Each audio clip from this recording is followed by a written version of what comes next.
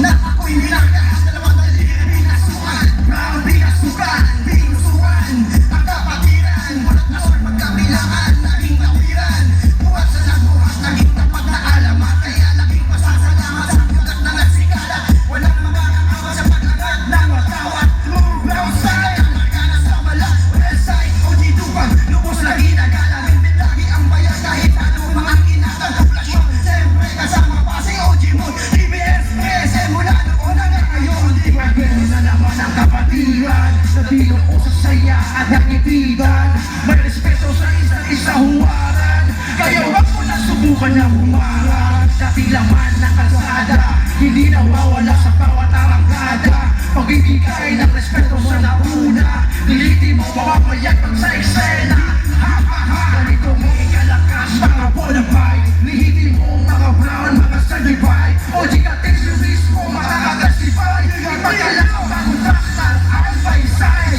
yes!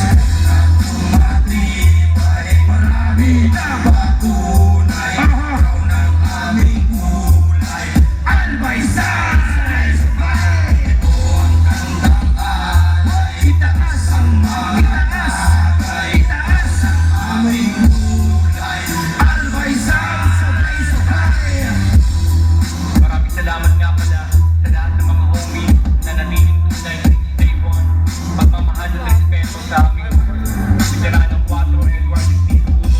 Maraming salamat sa paggabay, TBS 13 at Maysay hanggang mamatay. Albay-side! Yan ba sa amin pong last song? Ngayon pa lang po, gusto naming batiin ng congratulations ang Pinasa Stig. Para kaya Stig, para sa year 2 ng Hariang Balat Harindiga.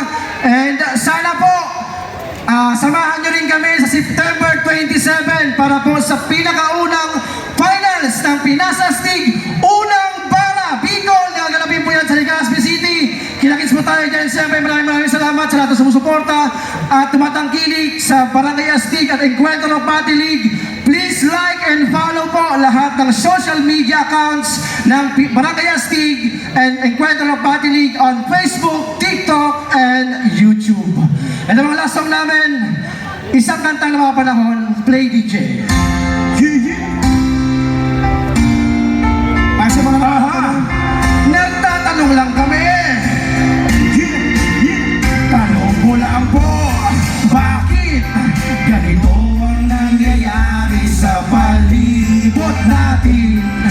Ano ang dahilan? Tanong ko lang po, bakit at saan po nanggaling ang mga bagay-bagay? Anong pinagmulan? May batang nagtanong sa akin ang mga bagay na akala ko'y madali. Ang mga kasagutan, ngunit yun pala'y hindi. Bakit mo ganito? Oh, bakit mo ganyan? Aking sinasabi, ang mga kasagutan ay hindi tumawag. Bakit po ang blackboard ay kulay green? Bakit pinukutsa? Porket maitim?